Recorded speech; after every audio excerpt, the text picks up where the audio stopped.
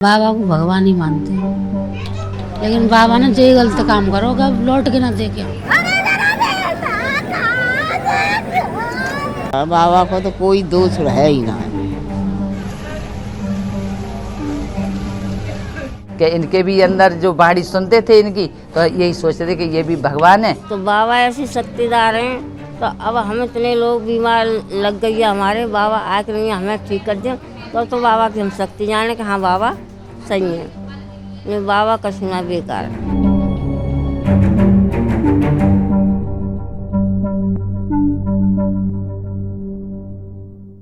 टूटी चप्पलें, बिखरी हुई चूड़ियां, कीचड़ में पड़े पहचान पत्र। ये कहानी है हाथरस के सिकंदराराव के फुलरई गांव की, जहां एक सत्संग में मची भगदड़ ने 100 से ज्यादा लोगों की जिंदगी ले ली। बताया जाता है कि 2 लाख से ज्यादा लोग नारायण साकार उर्फ भोले बाबा नाम के एक कथावाचक को सुनने आए थे। मरने वालों में सबसे ज्यादा महिलाएं हैं। ऐसे में सवाल है कि क्यों लोगों की इतनी बड़ी भीड़ ऐसे कार्यक्रम में आती थी। ऐसा क्या था जो लोग अपने जान की परवाह किए बिना ऐसे कार्यक्रम में आते हैं। ऐसे बाबाओं को सुनने वाले ज्यादातर लोगों की फाइनेंशियल हालत कैसी है।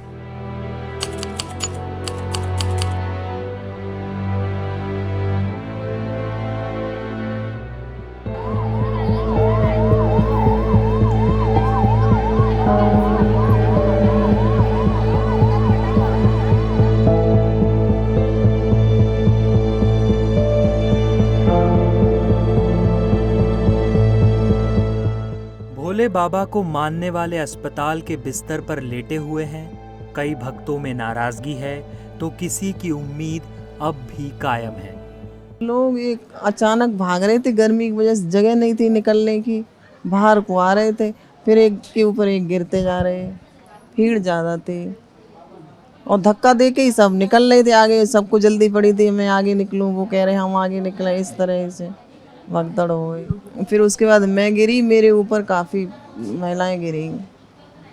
फिर मुझे पता नहीं कितने गिरी, मेरे काफ़ी चोट लगी पीठ में, कमर में और चेहरे पे भी लगी। बाबा दुबक के बैठे हैं तो हम गलत देख रहे हैं। अब उन्हें चौका उन्हें आना चाहिए।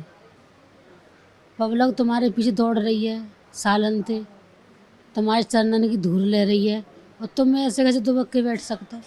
तो उन्हें देखना चाहिए ना देखना चाहिए, ऐसे कैसे दुबक के बैठ गए। तो हमें तो बुरा लगा हुआ है। अब तो रोड पे बाबा है, बाबा को तो कोई दोष है नहीं। बाबा का कोई दोष नहीं है। हाँ, कोई दोष नहीं है। वहाँ से तो खुद सभापत है कि नहीं है जब चली बातें, पर चल भीड़ में दई। हमने कही एक जनी थे अपने पड़ोसन थे, कही भीड़ खत्म है जाते जब चलेगी। एक जनी बोली एक चलो, सो चल गई। कहाँ कहाँ चोट लगा है आपको?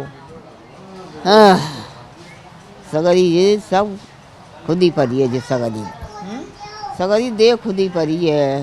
पूरे बदन में चोट है? हाँ, पूरे बदन में है।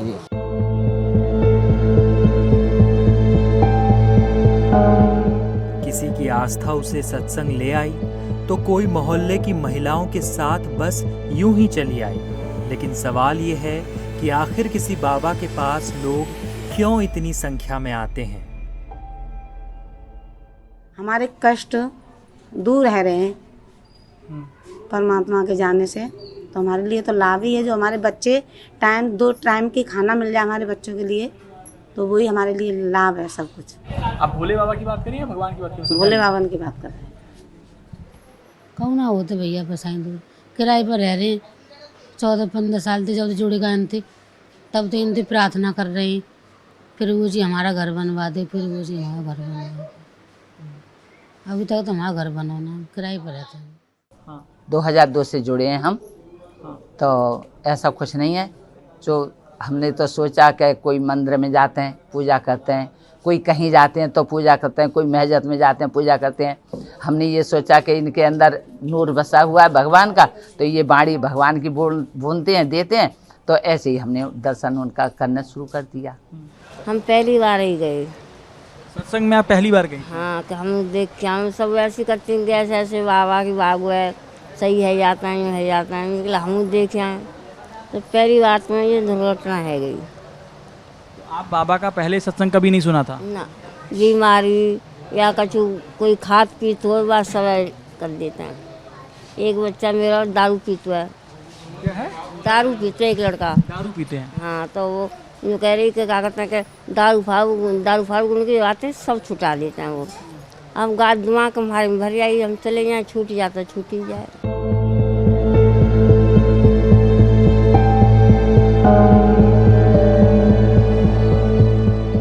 बताया जाता है कि नारायण सरकार पहले पुलिस विभाग में थे, लेकिन नौकरी छोड़ने के बाद वो कथावाचक बन गए और फिर पिछले कई सालों से लोग अपनी परेशानी और दुख दूर कराने बाबा के शरण में पहुंचने लगे। जब हमने बाबा को मानने वाली अलग अलग महिलाओं से बात की तो उन सब में एक बात कॉमन थी, सब करीब करीब एक ही फाइनेंशियल हालात से गुजर रहे थे। दो लाली हैं, दो लालिनी की शादी है, लाला की एक की है गई है और दो लाला भी कुंवारे हैं। पति क्या करते हैं? मंडी में पल्लेदारी करते हैं। घर का गुजारा कैसे होता है? एक आदमी कमाते हैं, क्या है? बच्चे भी हो गए अब तो कमाने लाग। एक बच्चा 18 साल का, एक 15 साल का, तो वो दोनों करते हैं। और वो लाला की शादी कर देगा, वो न्यारो रहते हुए। परिवार में कितने लोग हैं आपके? हमारे 4 बेटा हैं मेरे। क्या करते हैं? कछ नहीं कुआं को काम करते हैं, बेलदारी फिलदारी जो काम मिल जाता है ऐसे ही काम कर लेते हैं। परिवार में कितने लोग हैं आपके? क्या करते हैं आप? IT ऑफिस पे वो बनाते हैं, लाइसेंस का काम करते हैं। अब आइंदा सत्संग में जाएंगी आप अगर ऐसा कुछ हो? ना जाऊंगी बिल्कुल।